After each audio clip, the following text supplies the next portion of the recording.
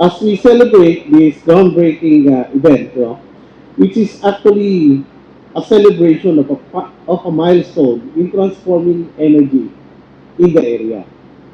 Nabanggit ni Ma'am Ria kanina, this used to be an oil facility, neighboring a coal facility, and transformation starts now.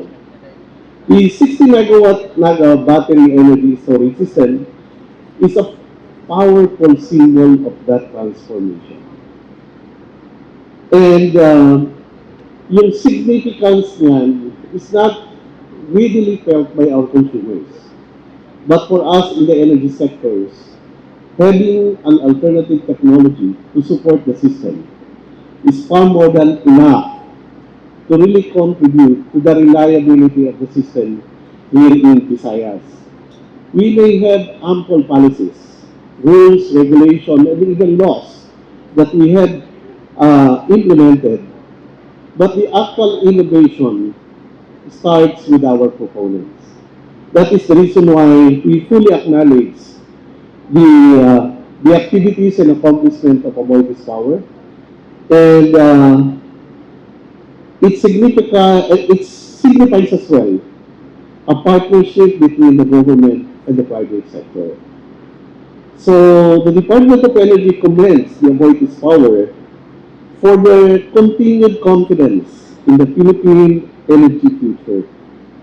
Your investment demonstrates the innovation and sustainability that can go beyond what we have been dreaming of.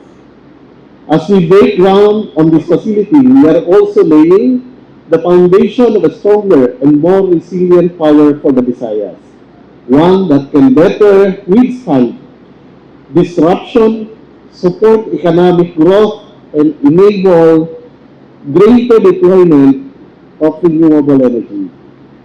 This is because very few among us fully understand the role of battery energy storage system or energy system as a whole.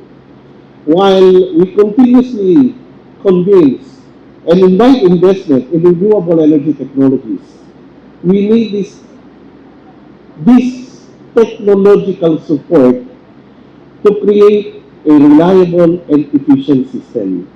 An energy storage system, particularly that of the battery, is one among those technologies that we can readily adapt. Although, challenge is always there.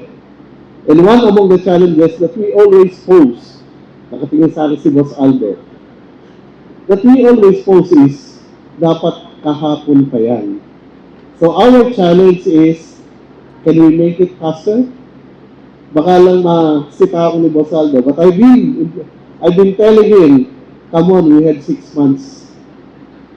So, carry ko yun dahil yun din yung binigay sa aking task. You have to do it in 6 months. So, with that, I really hope that everyone, with the introduction of these innovative technologies, here particularly in Cebu, this could be the second because the first one is in Mactan. But yung bigger role ng battery energy storage will be felt once this facility, looking forward to it, is the inauguration.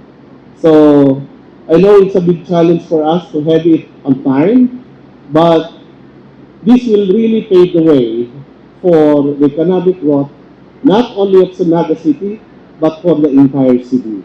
As mentioned by Ms. Ria kanina nga, Naga used to be the seat of energy source for the entire city. And hopefully, Aboitiz will lead that significance through their projects. Another challenge is, Boselso, let's have more. So maraming salamat po at isang makakalikasang araw sa ating lahat.